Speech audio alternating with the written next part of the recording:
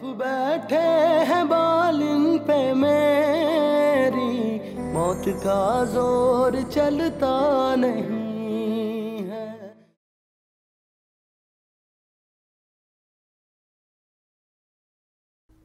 मैं बीजी और अब्बा को बता दूंगी।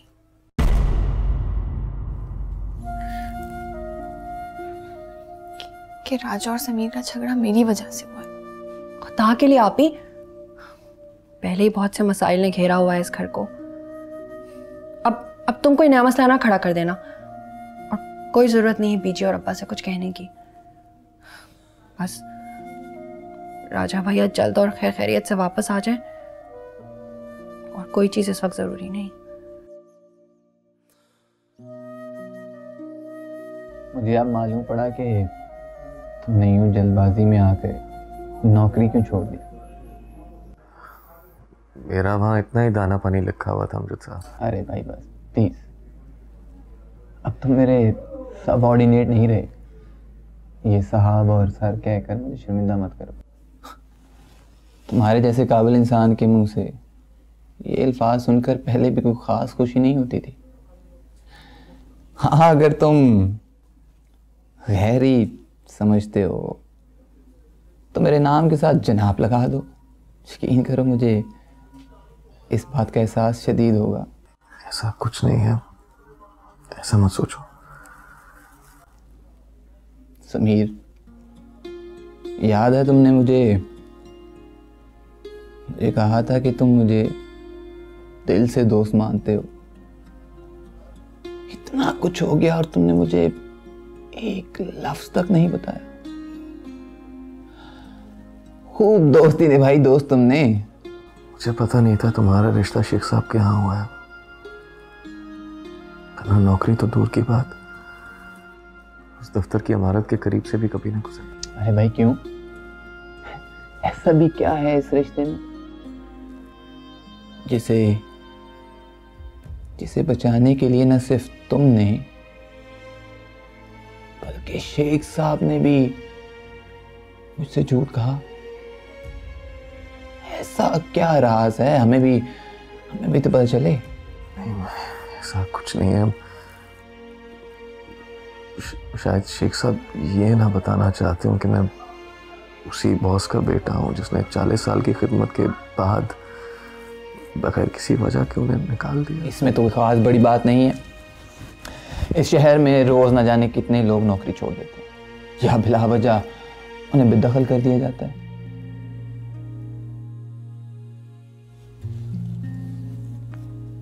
तुम ये बताओ कि तुमने शेख साहब की खातिर अपना घर क्यों छोड़ दिया? मैंने शेख साहब की वजह से घर नहीं छोड़ा। मेरे अपने कुछ डिफरेंसेस थे अपनी फैमिली के साथ। चलो मान लेते हैं, ये भी मान लेते हैं, लेकिन फिर तुमने शेख साहब के मोहल्ले में रिहाइश क्यों इख्तियार की? अब तुम कहोगे कि ये भी महज एक इत्तेफाक है, ये भी मान लेता हूं, लेकिन दोस्त इतना तो बताओ कि तुम्हारा और राजा का झगड़ा क्यों हुआ? और इतना कुछ हो जाने के बावजूद तुमने उस घर के किसी एक फर्द के बारे में एक लफ्ज तक नहीं कहा। ऐसा कौन सा बहरम है जिसे बचाने के लिए तुमने अपनी जान देना तो पसंद की, लेकिन अपना मुंह नहीं खोला? बोलो भाई। बहुत देर हो गई है बाबू, वो अंदर पता नहीं क्या बातें कर रहे हैं, मेरा तो दिल घबरा रहा है। फिक्र ना करे पहलवान जी, ऐसा कुछ नहीं होगा। आज वो किसी ना किसी नतीजे पर जरूर पहुंचेंगे। वो बाबू समीर का दोस्त भी वापस नहीं लौटा। पहलवान जी वो दोनों पढ़े लिखे लड़के हैं, आपकी और मेरी तरह जाहिल नहीं है। यकीनन कोई ना कोई अच्छा फैसला ही करेंगे। करने दें उनको बात, आज फैसले का दिन। समीर, तुमने मुश्किल दिनों और मुश्किल घड़ी में बहुत कुछ सीख लिया, लेकिन एक हुनर तुम्हें नहीं आया। जानते हो कौन सा हुनर? झूठ बोलने का। मैं झूठ नहीं बोल रहा, कुछ भरम है किसी के जिन्हें बचाना चाहता था, और कुछ नहीं। मैं जानता हूं कि तुम पूरा झूठ नहीं कह रहे, लेकिन पूरा सच भी नहीं कह रहे। समीर, मैं जान गया हूं उस लड़की के बारे में जिसके लिए तुमने अपना महल, अपनी सल्तनत छोड़कर ये फकीरों का लिबास पहन लिया। अब मुझसे कुछ छुपा नहीं है, कुछ भी नहीं। अगर तुम सब जान गए हो तो ये भी जान लो कि इसमें उसका कोई कसूर नहीं। ये सारे मेरे एक तरफा फैसले थे। मेरी खताओं की सजा उस बेकसूर को नहीं मिलनी चाहिए जो मेरे जुर्म में जरा बराबर भी शरीक नहीं थी। समीर, तुम जानते हो कि मैं उस लड़की से सिर्फ एक बार मिला हूं, जिंदगी में सिर्फ एक बार। और मुझे यकीन है कि तुम सच कह रहे हो। वो लड़की वाकई में बहुत मासूम है, बहुत मासूम।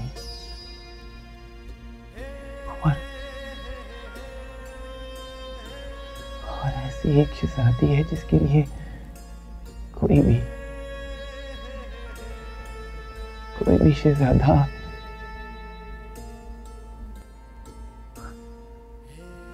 शहजादा अपना महल और अपनी सल्तनत छोड़कर उसके पीछे चल देगा। खैर, मैं अब चलता हूँ। कहाँ जा रहे हो? अरे भाई, सारे भरम खुद ही टूटने से बचाओगे क्या? अरे यार, कुछ मेरे हिस्से में भी आने दो। वादा करो मुझसे कि मेरे गुनाहों की सजा अपने और धानी के रिश्ते को हरगिज़ नहीं दोगे। वादा करो मुझसे। नहीं,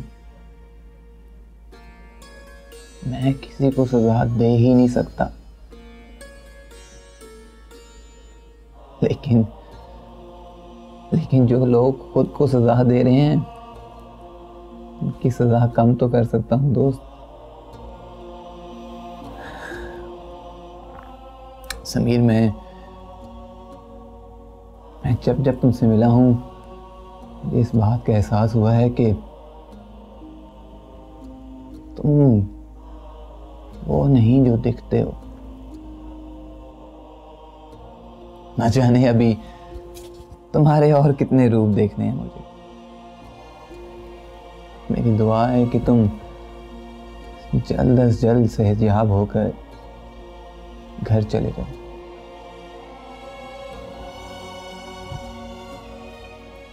अपने घर चले जाओ। अपना ख्याल रखना। अल्लाह हाफिज।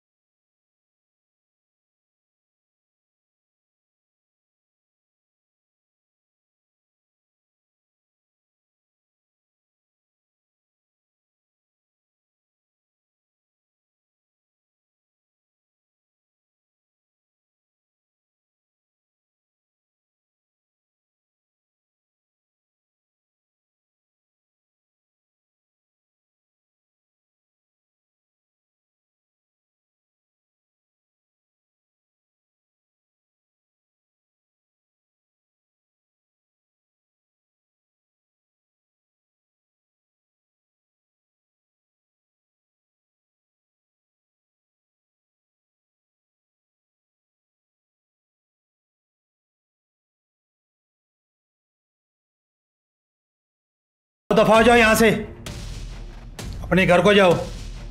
मजीद हराम की रोटियां तोड़ो ताकि कल फिर किसी और पे हमला कर सको।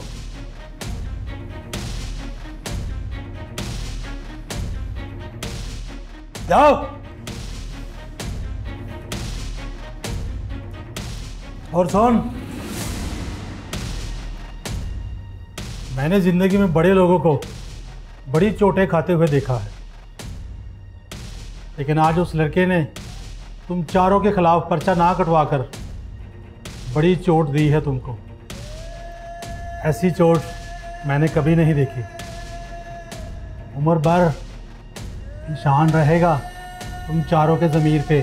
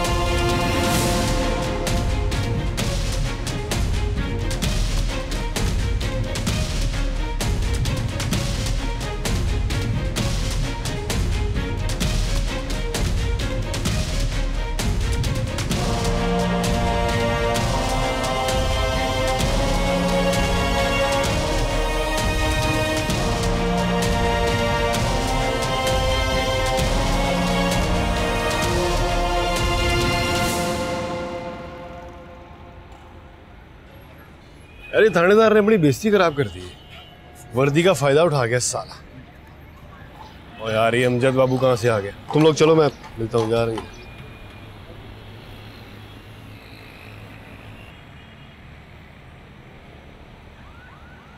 हाँ भाई जवान, कैसे हो? आओ घर चलते हैं। मैं तुम्हारे पास ही आ रहा था तो SHO साहब ने बताया कि तुम्हें तो बगैर ज़मानत के ही छोड़ दिया जाएगा, क्योंकि समीर ने तुम पे पर्चा ही नहीं कटवाया। तुम समीर को जानते हो अमजद?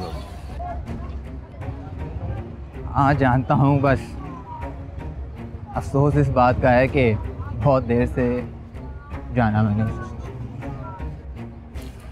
मैंने तो अपनी तरफ से उसका किस्सा हमेशा के लिए तमाम कर दिया, लेकिन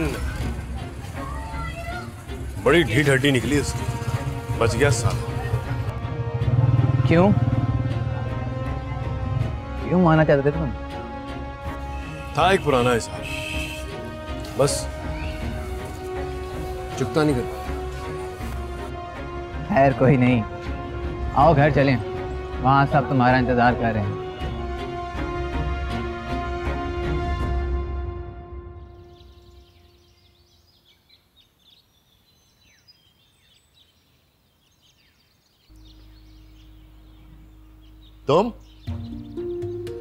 तुम्हें जुर्रत कैसे हुई इस घर में आने की? तुम्हें पुलिस वाले ने छोड़ कैसे दिया? फिर आ गए हो मेरी इज्जत का जनाजा निकालने को, कसर बाकी रह गई अभी। मामू आप मेरी बात सुन सकते? कोई बात नहीं सुनूंगा मैं तुम्हारी। तुम इसी वक्त यहां से मेरे घर से चले जाओ। और तुम्हें पता है तुम्हारी मां तुम्हारी वजह से बिस्तर पर पड़ी है। डूब मरो शर्म से, ओए डूब मरो, नालायक ना हंजार। मामू अब बाद में जी भरकर डांट लीजिएगा मुझे, फिलहाल अमजद अली खड़ा है बाहर, आप कहीं तो उसे अंदर ले आओ। अमजद आया? जी। ओ मेरे खुदा, अब बता रहे हो मुझे? जाओ जाकर लेकर आओ अंदर उसे। जी अच्छा। कहाँ है मेरा राजा? वीर जी अभी तक राजा को लेकर क्यों नहीं आए? तुम दोनों अपने अब्बा से कहती क्यों नहीं मेरे राजा को ले आए हैं? बहुत नाराज होंगे ना वो राजा से। मेरा राजा पगला है, मगर दिल का बुरा नहीं है, दिल का बुरा नहीं है मेरा बेटा। कोई उसे लेकर आ जाए, वो लेकर आ जाए कोई। मत उलझाएं अपने जहन को। आ जाएगा राजा, आपकी तबीयत पहले ही ठीक नहीं, अपना ख्याल रखें बीजी। मैं बिल्कुल ठीक हूँ। मेरे राजा को बुलाओ, वो जेल में पड़ा है। मेरा राजा कब आएगा? मेरे राजा को बुला दो यार।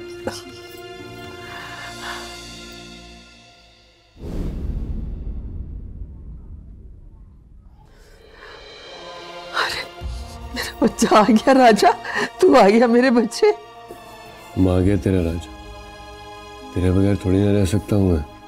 क्यों सताता है अपनी बूढ़ी माँ को बेटा? क्या किया है तूने ऐसा? ये सारे मोहल्ले वाले क्या कह रहे हैं?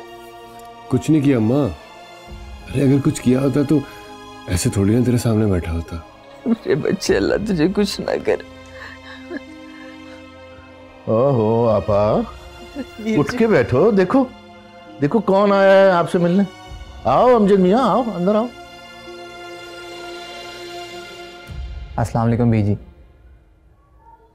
आप यूं बीमार पड़ी हैं और मुझे बताया तक नहीं। मुझे अपना बेटा नहीं समझती ना आप। अरे वालेकुम अस्सलाम बेटा, जीते रहो। मैं कहाँ बीमार हूँ, बस खिदमत करवाने को दिल चाहता। 2-4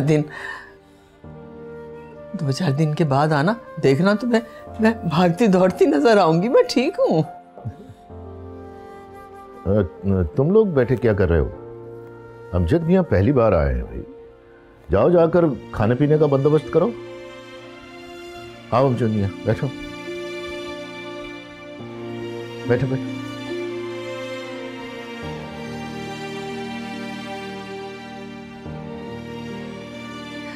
बहुत बहुत शुक्रिया बेटा, जरूर तुम्हारी मदद से मेरा बच्चा मेरे पास आया है दोबारा।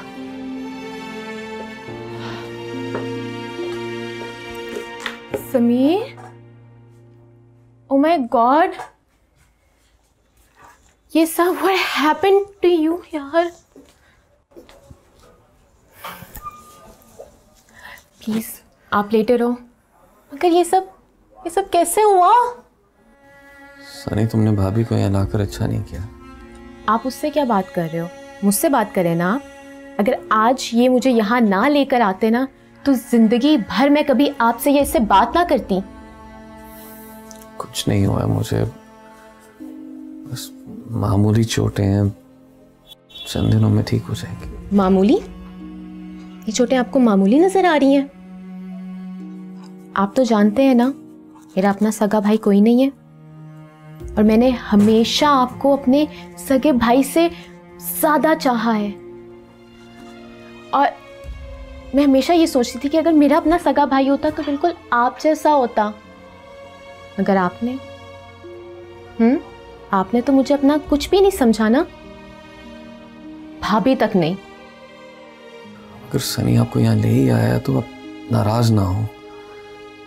मैं आप सबको परेशान नहीं करना चाहता था, और आपके अलावा उस घर में और है ही कौन जो मेरे लिए परेशान होता। इसीलिए आपने सनी को हम सबको बताने से मना किया था ना। बहुत बुरा किया आपने, बहुत ज्यादा। आप एक काम करें, जब मैं ठीक हो जाऊंगा तो मुझे सजा दे दीजिएगा, लेकिन आपको एक चीज का ख्याल रखना होगा। मेरे बारे में ये बात अब सिर्फ आप तक रहनी चाहिए। मगर समीर, अगर आप चाहती हैं कि मैं यहाँ से भी कहीं और ना चला जाऊं तो आपको मेरी बात मानना होगी। मैं जानती हूँ बहुत जिद्दी हो आप।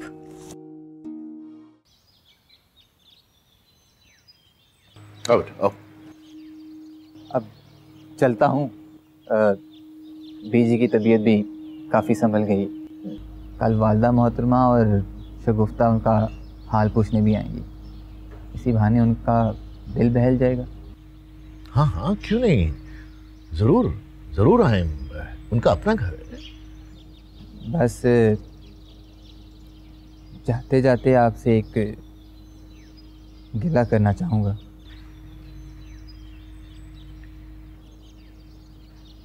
यहाँ इतना कुछ हो गया और आपने मुझे बताया तक नहीं। क्या बताता तुम्हें? यही कि जिस खानदान में तुम्हारा रिश्ता होना जा रहा है उसका फर्जंद हवालात पे बंद पड़ा है। तुम्हारी तो पहले ही बहुत बदनामी हो चुकी है। किसी को मुंह दिखाने के काबिल नहीं छोड़ा इस नालायक राजा ने। कभी कभी हम ख्वाह ही दिल में शकूक व शुबहात पैदा कर लेते हैं। और दुनिया का क्या है सर? दुनिया को तो बात किए बगैर कुछ हजम नहीं होता। और रही बात बदनामी की, तो बदनामी क्या है? महज एक दिल का खौफ और कुछ भी नहीं। और इसको आप जितना सर पर चढ़ाएंगे ये उतना ही परवान चढ़ता रहेगा। दुनिया वैसा ही सोचती है जैसा हम अपने दिल में पाल लेते हैं।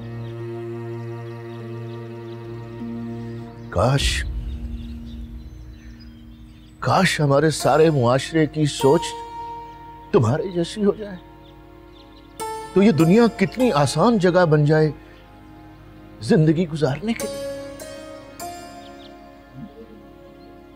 वैसे मैं ये जानना चाहूंगा कि आखिर राजा ने समीर को क्यों मारा?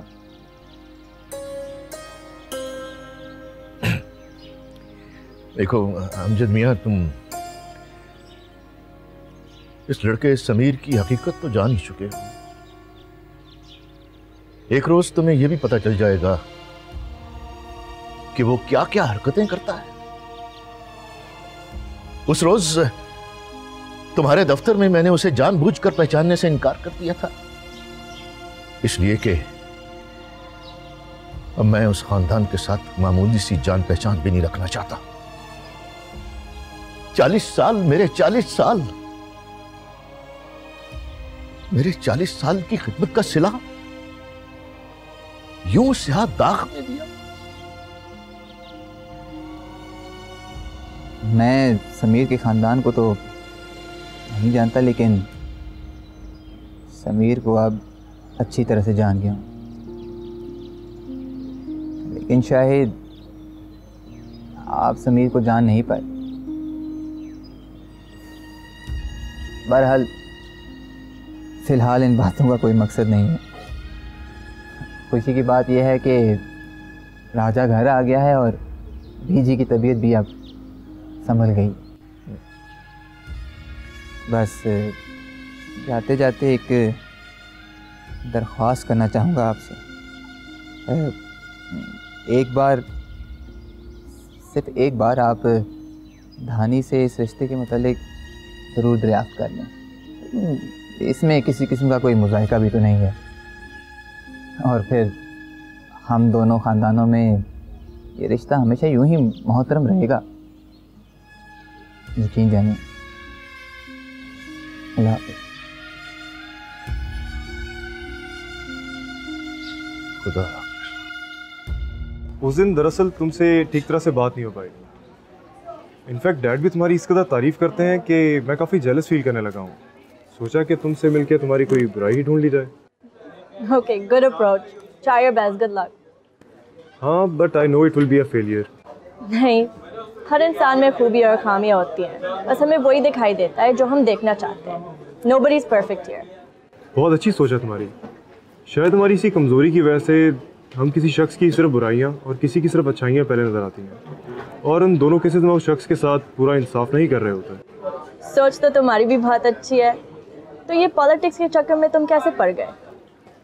सच पूछो तो it's my dad's wish only. मैं तो अपना बिजनेस एस्टेब्लिश करना चाहता था। ओके, तो फिर तुम्हारे डैड ने बिल्कुल अच्छा प्रोफेशन चूज़ किया है तुम्हारे लिए। पॉलिटिक्स से ज़्यादा अच्छा बिजनेस क्या हो सकता है हमारे मुल्क में?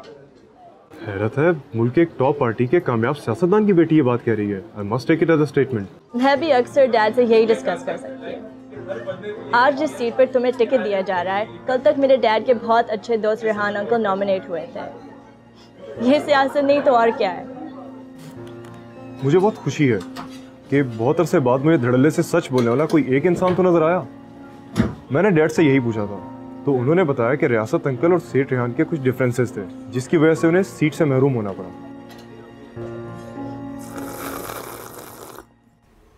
सारी रात यहीं गुजारने का इरादा है आप लोगों का? अब जाएं, आराम करें और मुझे भी आराम करने दें। खुदा बचाए मरीज को ऐसे तीमारदारों से। यार ये तो जुगते लगा रहा है। हमने कब कहा कि जरा परे हो जाओ, हमने भी साथ ही लेटना है।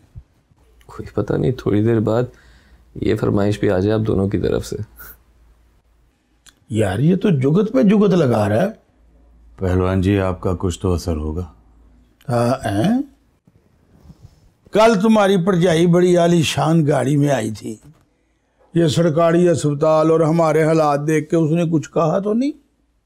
अरे नहीं नहीं, नायला भाभी ऐसी नहीं है, वो बस मेरे लिए फिक्रमंद थी और कुछ नहीं। पहलवान जी आप घर जाएं, सब परेशान हो रहे होंगे। और ये बाबू को भी साथ ले जाएं, इसने भी 2 रातों से आंख नहीं झपकी। नहीं नहीं छोटे साहब, मैं तो यहीं सो जाऊंगा। पहलवान जी आप जाइए और कल सुबह आते वक्त गुड्डू को साथ लेते आइएगा। वो अपने समीर भाई को देखने के लिए तड़प रहा होगा। मैं फिर जाऊं? खुदा हाफिज। ना अकेले इधर। खुदा हाफिज। अपना ख्याल रखिएगा पहलवान जी। अरे आइए इधर से।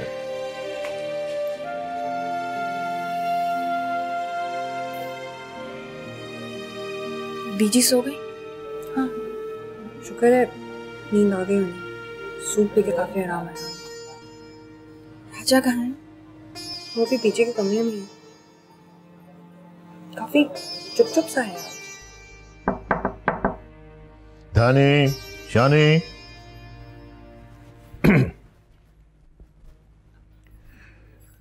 नहीं ठहर, ऐसे ठीक। मुझे धानी से कोई जरूरी बात करनी है। ठीक है। रुको, तुम कहीं जाने की जरूरत नहीं है। अच्छा है, इस बात की गवाही में तुम भी शामिल हो जाओ।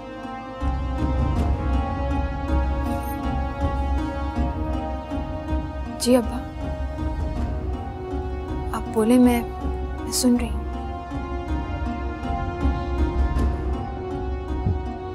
मैं चाहता हूं, कुछ बातें हैं जो मैं एक बाप की तरह नहीं, एक मां की तरह तुमसे बांट लूं।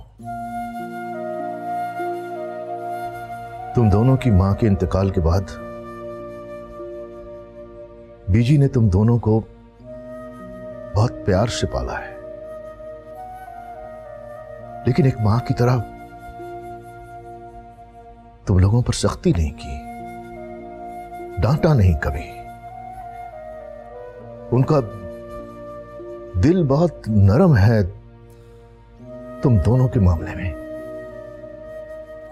और मैंने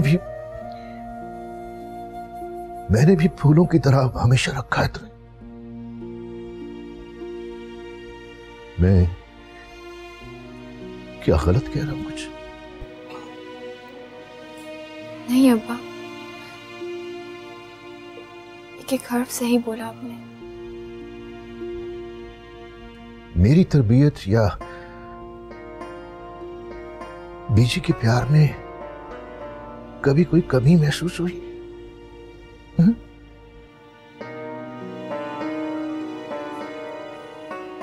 नहीं अब्बा, बिल्कुल नहीं। आपने तो सारे वालिदैन से बढ़कर हमें चाहा है। क्या तुम्हें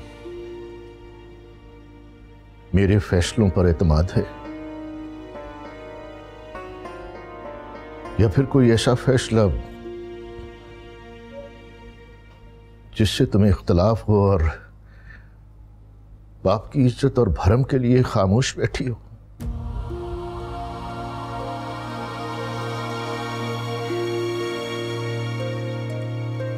नहीं अब्बा, मुझे आपके तमाम फैसलों पे पूरा एतमाद है।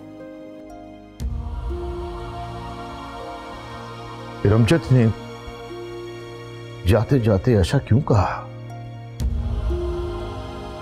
कि मैं एक बार फिर इस रिश्ते के बारे में तुम्हारी मर्जी मालूम कर लूं? क्यों आया उसके दिल में ये ख्याल? क्या मजाक है ये? गुड्डी गुड्डे का खेल है ये? जब चाहा जोड़ा, जब चाहा तोड़ दिया।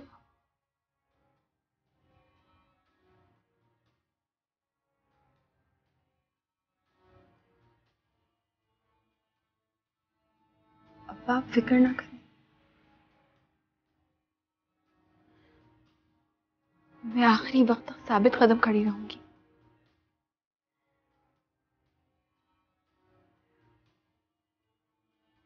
जहां तक वहम की बात है,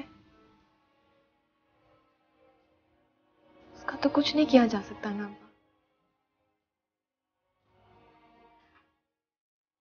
तो हर इंसान का अपना अमल होता है।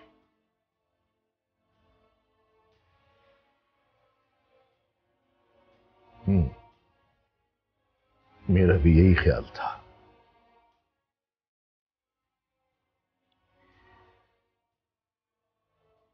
जीती रहो।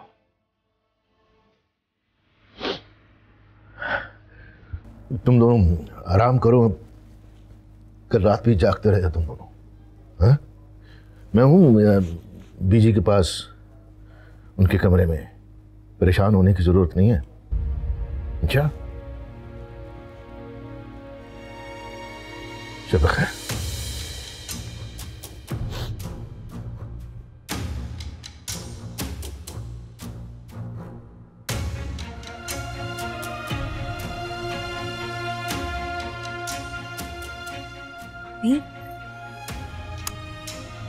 भाभी, क्या हो गया?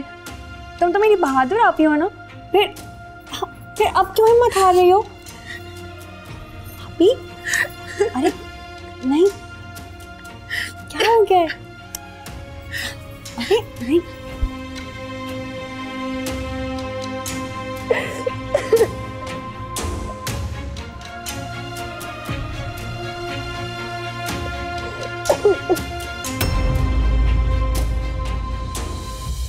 बैठे हैं बालिन पे मेरी, मौत का जोर चलता नहीं।